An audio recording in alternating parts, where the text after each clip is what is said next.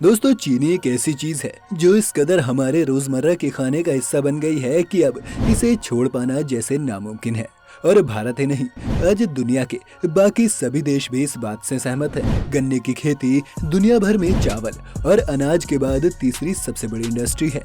लेकिन जहां हमें ये मालूम है कि गन्ने से चीनी बनती है, पर उसके आगे की प्रक्रिया हम नहीं जानते।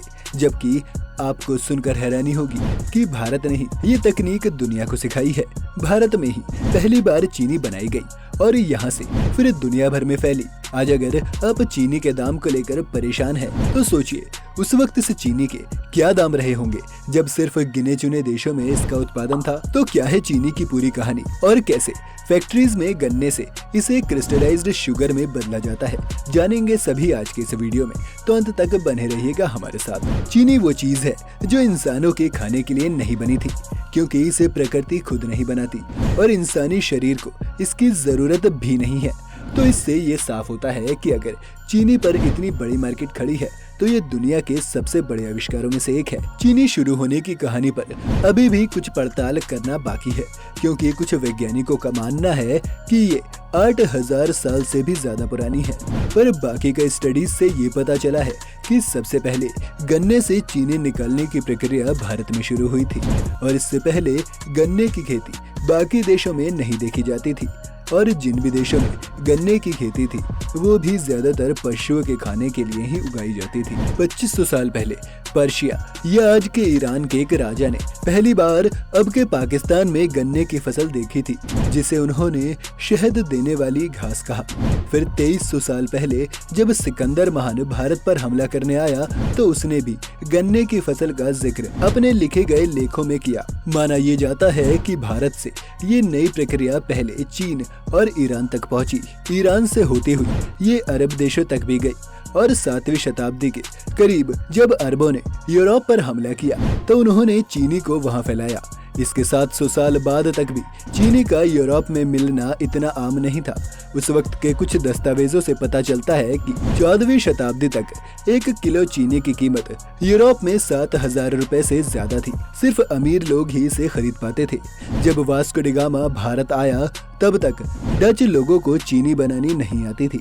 भारत से इस प्रक्रिया को ले जाकर उन्होंने अपने यहाँ फैलाया, और डच एम्पायर के कंट्रोल वाले ब्राजील में फिर इसकी खेती होने लगी, क्योंकि वहाँ अफ्रीका से लाए गए गुलामों से दिन भर काम करवाया जा सकता था। इसी का नतीजा था कि चीनी का उत्पाद आखिरी 400 सालों में बहुत तेजी से बढ़ा, और ब्राजील आज भी दुनिया का सबसे बड़ा चीनी उत्पादन करने वाला देश है, जबकि भारत इस लिस्ट में दूसरे नंबर पर है। अब आते हैं इसके बनाने की प्रक्रिया पर। किसी भी चीनी मिल में चीनी बनाने की शुरुआत होती है किसानों द्वारा लाए गए गन्ने से, जिसे एक ऑटोमेटिक क्रेन सबसे पहले अनलोड करती है, और इसके बाद एक कन्वेयर बेल्ट पर लादते हुए इस गन्ने को 2 बार पानी से अलग अलग धोया जाता है, ताकि सभी तरह की धूल मिट्टी और घास को इससे अलग किया जा सके। इसके बाद इन गन्नों को एक चॉपर मशीन में भेज दिया जाता है, जिसमें रोटेटिंग हैमर्स की मदद से इन गन्नों को छोटे छोटे पीसेस में रेशों की तरह बना दिया जाता है। रेशे बन जाने के बाद इन्हें 4 रोटेटिंग मिल्स से एक एक करके गुजारा जाता है, जिससे जूस निकल सके। 4 बार करने का कारण यही है जो सड़क पर जूस बेच रहे जूस वाले का होता है। जितनी बार गन्ने इन मिल्स के रोटेटिंग ड्रम्स से गुजरते हैं, उतना ही ज्यादा जूस निकलता है, और जब सारा जूस निकल दिया जाता है, तो जूस को पाइपलाइन से अलग अलग कर दिया जाता है, और इस बचे हुए रेसिड्यू को फेंकने की बजाय काम में लाया जाता है। एक शुगर मिल के बारे में सबसे अनोखी बात यह है कि यहाँ कुछ भी फेंका नहीं जाता। जूस निकालने के बाद जो हिस्सा बच गया, उसे अब फ्यूल की तरह बड़े बॉयलर्स को जलाने में लगाया जाएगा, और जब उन बॉयलर्स में भाप निकलेगी, तो उसे टरबाइन चलाकर बिजली बनाने के काम में लाया जाएगा। काफी सारी चीनी मिलें तो इसी बिजली से अपना सारा काम चला लेती हैं। खैर, चीनी पर लौटे तो अब उस जूस को एक टैंक में डाला जाता है, जहां इस जूस की ब्लीचिंग होती है। इस प्रक्रिया को सल्फेशन भी कहते हैं। इसके बाद इस जूस का पीएच लेवल चेक किया जाता है, जो एक सॉल्यूशन का एसिडिक कैरेक्टर जानने के लिए इस्तेमाल में लाया जाता है। इसके बाद पहले एक लाइम या चूने के साथ पानी मिलाया जाता है, और फिर उस कंटेनर में ही जूस को डालकर अच्छे से मिक्स कर दिया जाता है। ऐसा करना इसलिए जरूरी है ताकि इस जूस के एसिडिक कैरेक्टर को खत्म किया जा सके।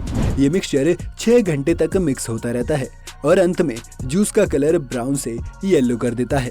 इसके बाद इस जूस को क्लैरिफिकेशन टैंक्स में ले जाकर 2 घंटे के लिए छोड़ दिया जाता है, जहां धीरे धीरे ये जूस ऊपर आने लगता है और बाकी का वेस्ट मड नीचे रह जाता है। इस वेस्ट मड को भी अलग निकाल लिया जाता है ताकि इसे फिर से खाद की तरह खेतों में इस्तेमाल किया जा सके। इस जूस को इवेपोरेशन प्रोसेस के लिए बड़े बड़े बॉयलर्स और कंटेनर्स में डाल दिया जाता है, जहां से सारा पानी भाप बनकर उड़ जाता है और जैसा कि हमने बताया फिर उसी भाप से ये बिजली बनाई जाती है। इवेपोरेशन से पहले इस मिक्सचर में सिर्फ 15% चीनी होती है, जो इसके बाद बढ़कर 60 से 80% तक पहुंच जाती है। इस जूस को एक बार फिर से फिल्टर करने के लिए एक बड़े कंटेनर में डाल दिया जाता है, जहां हल्के होने के कारण वेस्ट पार्टिकल जूस के ऊपर तैरने लगते हैं और एक रोबोटिक आर्म ऊपर से इस वेस्ट को अलग कर देती है। अब यहाँ पर जो बचता है वो गाढ़ा होने के कारण जूस से हटकर अब सिरप हो जाता है और अब इस सिरप में अल्कोहल में सस्पेंड किए गए सुक्रोज के क्रिस्टल डाले जाते हैं। इन क्रिस्टल्स के डालने से पूरा मिक्सचर ही धीरे धीरे क्रिस्टलाइज होना शुरू हो जाता है। क्रिस्टल्स मिक्स करने के बाद अब इस पूरे मिक्सचर को फिर से उबाला जाएगा और एक सिरप से भी ज्यादा गाढ़ा पेस्ट बन जाएगा। अगर आप इस पेस्ट को ध्यान से देखें तो इसमें आपको चीनी के क्रिस्टल दिखने शुरू हो जाएंगे। अब इस पेस्ट को एक सेंट्रीफ्यूगल मशीन में डाला जाता है, जहां ये इतनी तेज घूमती है कि सिर्फ चीनी के क्रिस्टल अंदर रह जाते हैं और बाकी सारा पेस्ट बाहर निकल जाता है। ये बिल्कुल ऐसा है जैसे कि वॉशिंग मशीन के ड्रायर में आप कपड़े सुखा रहे हैं और सारा पानी बाहर आ जाए। अब इस मशीन को पहले बाहर से पानी के जेट से साफ किया जाता है ताकि बाहर गिरा हुआ सारा पेस्ट साफ हो जाए और फिर अंदर जमा हो चुकी चीनी को फिर से सुखाने के लिए मशीन को एक बार फिर से घुमाया जाता है। ये चीनी लगभग अब तैयार ही है। इस चीनी को आगे बड़े बड़े रोटेटिंग ड्रायर्स में भेज दिया जाता है, जहां ये तब तक रहती है जब तक इनकी ह्यूमिडिटी 0.02% ना रह जाए। अब इस अच्छी तरह सूख चुकी क्रिस्टलाइज्ड शुगर को आप देखेंगे तो बस आपको एक कमी लगेगी कि इसके कुछ क्रिस्टल्स बहुत बड़े हैं। इन क्रिस्टल्स को अलग करने के लिए 3 तरह के फिल्टर या छलनी से होकर गुजारा जाता है, जिनके नीचे इन्हें कलेक्ट करने के लिए कंटेनर से लगे होते हैं, जो अलग अलग स्टेज में अलग अलग आकार की चीनी को कलेक्ट करते हैं। और आखिर में जब ये चीनी तैयार हो जाती है तो इन्हें बड़े बड़े बैग्स में भरकर पैक कर दिया जाता है। उम्मीद है आपको चीनी का इतिहास जानकर कुछ नया मालूम पड़ा होगा। अगर आपको ये वीडियो पसंद आई हो तो वीडियो को लाइक करना और शेयर करना ना भूलें और साथ ही चैनल को सब्सक्राइब करना ना भूलें।